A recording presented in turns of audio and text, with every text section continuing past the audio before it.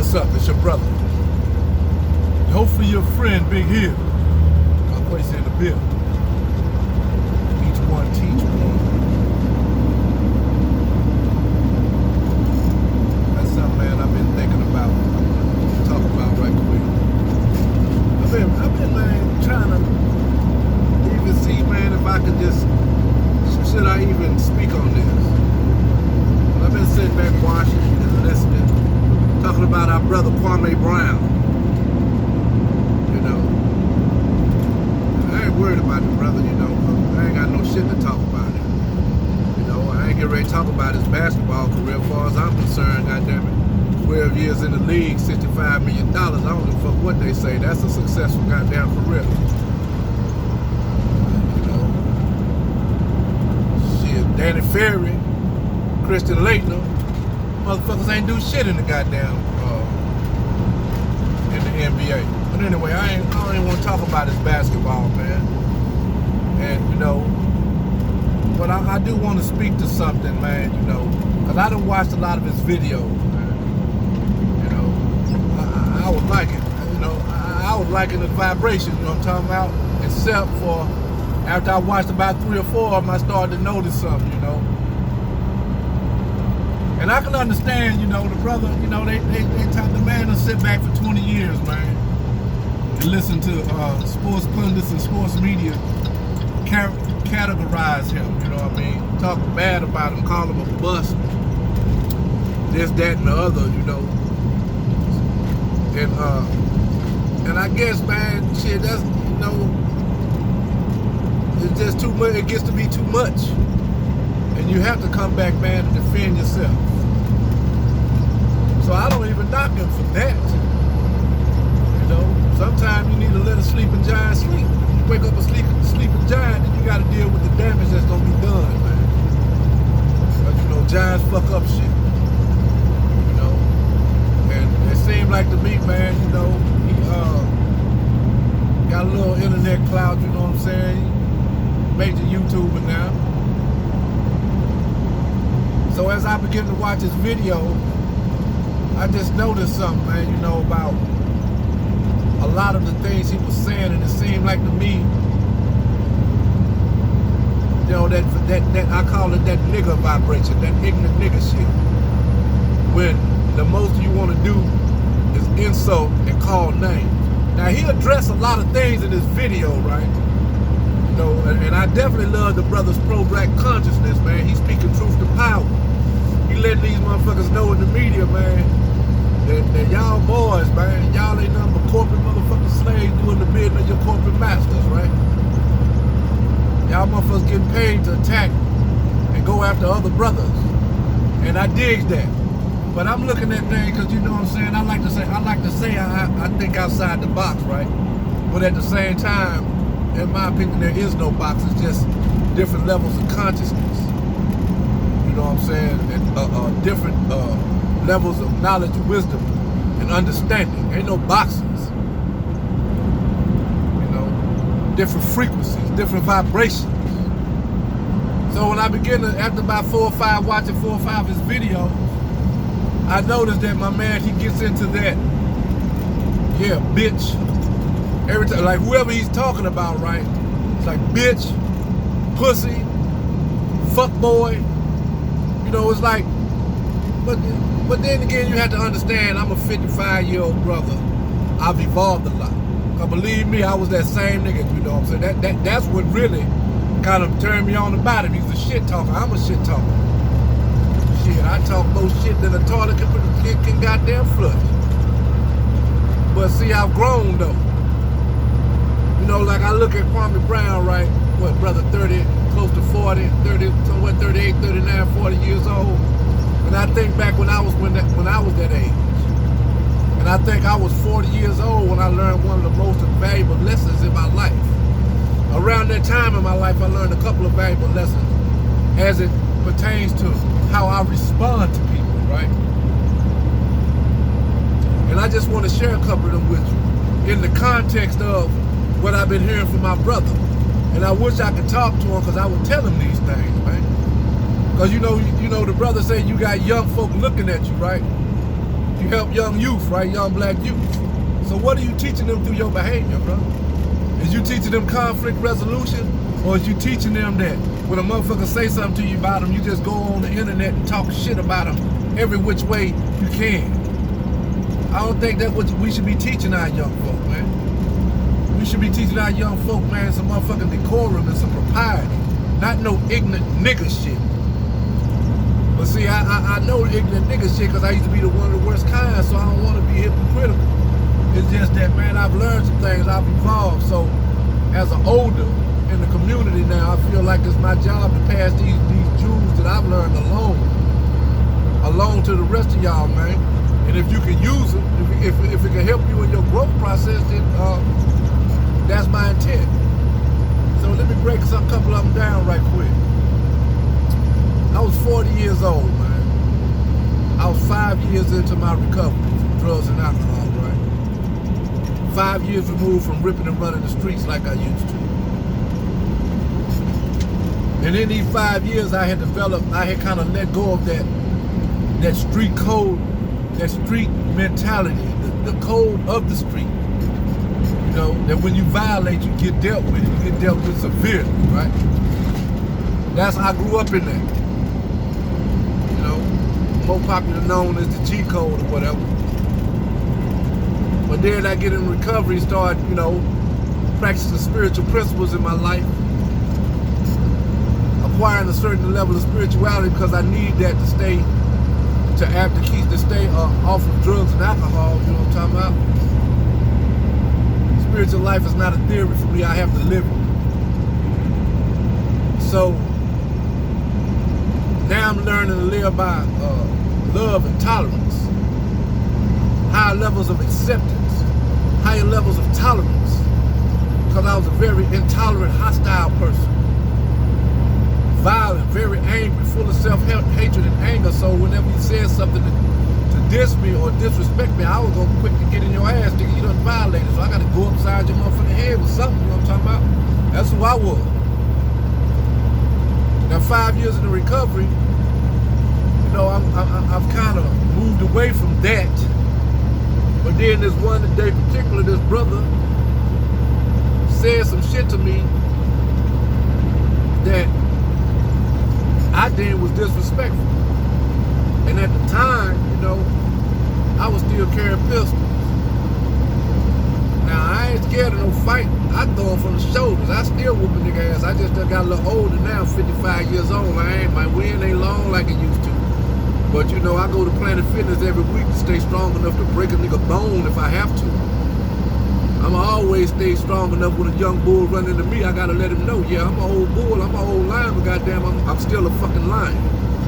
Don't get it twisted, nigga. I'm 6'5", 277, 280 pounds, and I will hurt you at 55 years old. You know what I'm saying? So that's just what it is.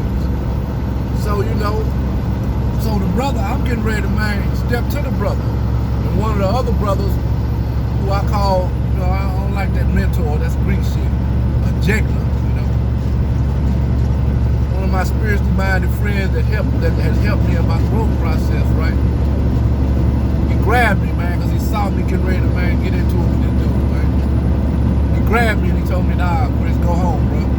He said, look, man, go home, sit down for a minute. I want to call you, talk to you, because you get ready, because there's something I need you to know about this situation.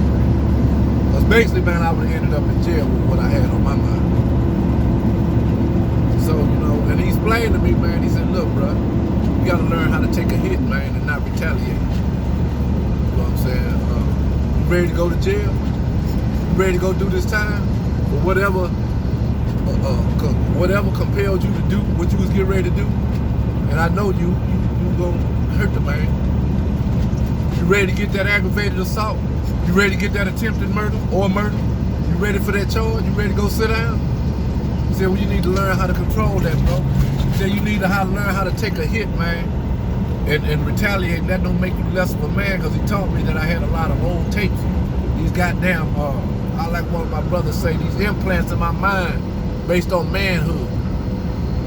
You know, Or the man don't do this and the man don't do that, not really understanding at that time it takes more of a man to walk away and maintain himself and deal with negativity than to do to attack because of what somebody say out their mouth. You know what I'm talking about? So I learned that lesson, man, at that time, man.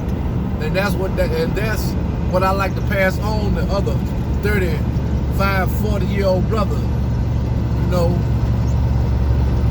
man, you got to learn how to, man, take a hit. And then another thing I learned, man, that a lot of shit, man, don't have no power unless I respond to it. My response to it gives the shit power. You know, I learned something that said between a stimulus and a response, there's a space of time. And in that space of time lies my freedom to choose. And in those choices lie my growth and my happiness. You know, and I learned these things around that period of my life, man, and it helped govern my behavior. And as I continue to grow, you know, I realized, man, that like being on this internet, being on Facebook, you know what I'm saying? You know how you have Facebook or some social media, somebody come in there, man, to say something you don't like and you immediately block them, or you don't like the negative shit they say. Well, I've had several people on my Facebook friend list and Instagram and all these things who didn't do nothing but antagonize and talk shit to me. But I kept them there. I said because what they did for me, I use them when they come at me, when they come for me, I use them as an opportunity for personal growth and learn how to check them intellectually. See, I ain't got to go down in the gutter with you, man, talk about you. I can insult you intelligently and leave you scratching your head once you figure out what I done said too.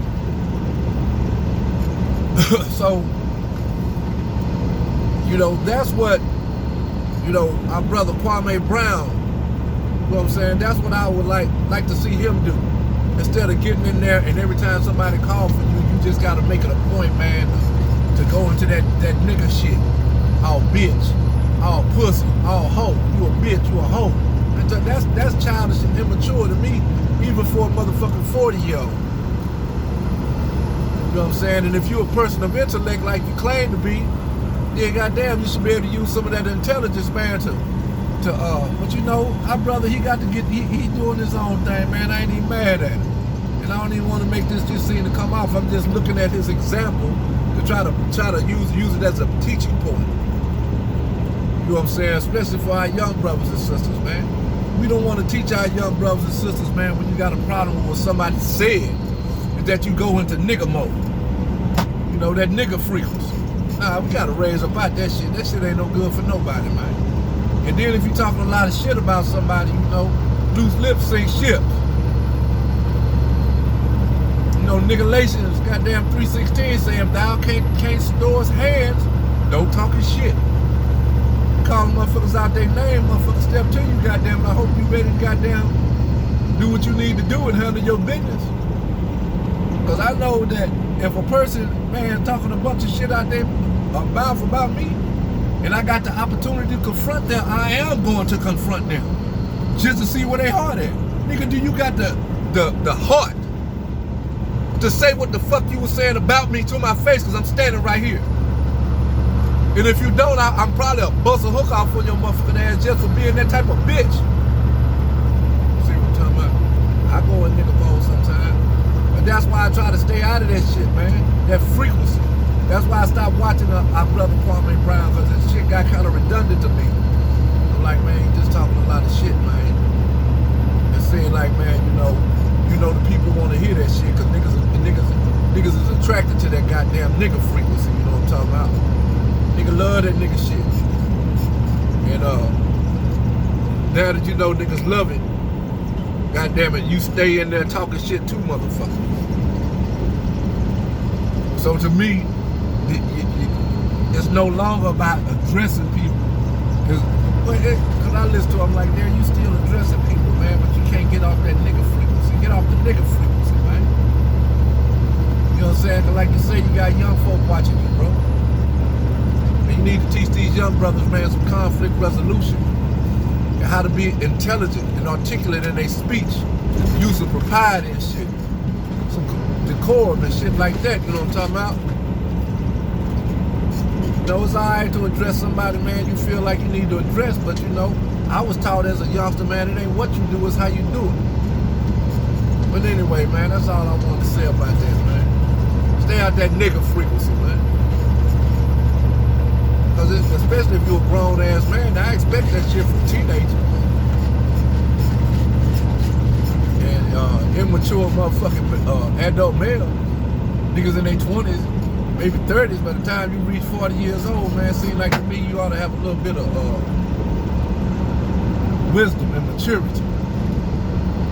And the ability and the internal resources to go to a place inside, man, and address a motherfucker in a different kind of way other than being on that nigga frequency.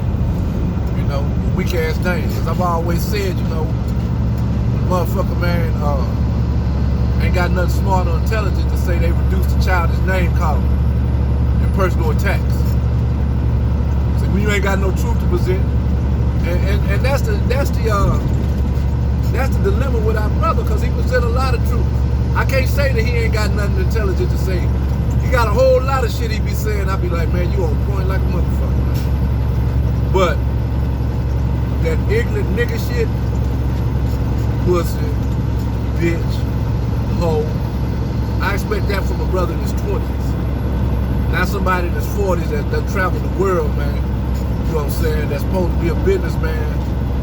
You know, he's supposed to be that prone to a degree or so where you can present your attack with a little bit more decorum and tact instead of just what Elijah Muhammad called a lot of baby talk. So yeah, man, that's all I got to say. Peace. I'm out.